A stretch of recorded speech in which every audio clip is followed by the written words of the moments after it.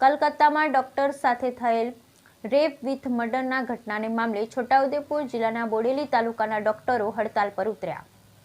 કોલકાતામાં બનેલ ઘટનાને લઈ છોટાઉદેપુર જિલ્લાના બોડેલી તાલુકાના તમામ હોસ્પિટલોમાં પણ ડોક્ટરોએ હડતાલ જાહેર કરી। ખાનગી હોસ્પિટલમાં પણ 24 કલાક ઓપીડી બંધ રહેશે। માત્ર ઇમરજન્સીના દર્દીઓને જ સારવાર આપવામાં આવશે। ઇન્ડિયન મેડિકલ એસોસિએશન દ્વારા હડતાલ જાહેર કરવામાં આવી। ખાનગી હોસ્પિટલના 70 જેટલા તબીબો હડતાલમાં જોડાયા। તમામ હોસ્પિટલના તબીબો દ્વારા બોડેલી સેવા સદન અને તાલુકા પંચાયતના પ્રમુખને આવેદન આપ્યું। Bureau report Rehan Patel, Chhota Udepur.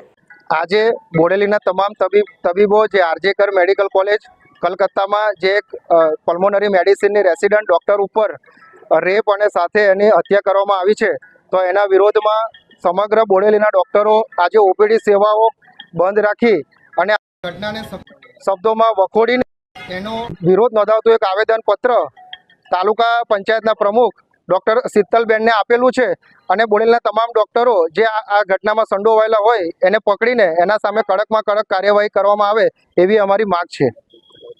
આરજેકર medical કોલેજમાં એક સ્ત્રી તબીબ પર થયેલા અનુમાનિત અત્યાચાર, રેપ, ત્યારબાદ તેના હત્યામાં થયેલા ગુના બદલ તેના આરોપીઓની ધરપકડ થાય, તાત્કાલિક ધોરણે એની સજા મળે એ માટે આજે બોડેલી મેડિકલ એસોસિએશનના તમામ ડૉક્ટરોએ એના વિરોધમાં ઓપીડી સેવાઓ બંધ રાખેલ છે અને આ માટે અમે એનું આવેદનપત્ર બોડેલી તાલુકા પંચાયતના પ્રમુખ શ્રી શીતલકુંવરબાને આપેલું છે અને બોડેલીના તમામ ડૉક્ટરોએ એ માટે વિરોધ દર્શાવેલ છે। આજે